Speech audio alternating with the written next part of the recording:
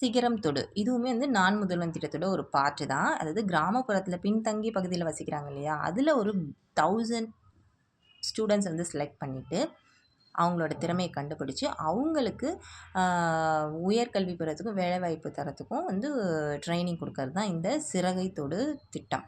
அடுத்து திறன் தமிழ்நாடு நிறை பள்ளிகள். இது என்னன்னா ஃபினிஷிங் ஸ்கூல் அப்படின்னு சொல்லுவாங்க இங்கிலீஷ்ல. இதுவுமே நான் முதல்வன் திட்டத்துக்கு கீழ தான் வருது.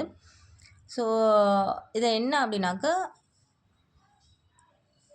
எக்ஸாக்ட்டா அவங்களுக்கு வந்து ஜாப் ஓரியன்டடா படிக்கிற குழந்தைங்க எல்லாரும் சரியான வேலைவாய்ப்பு பெறணும் அப்படிங்கிறத என்ஷூர் பண்ணுறதுக்கு இதில் அவங்களுக்கு ஹெல்ப் பண்ணுறாங்க.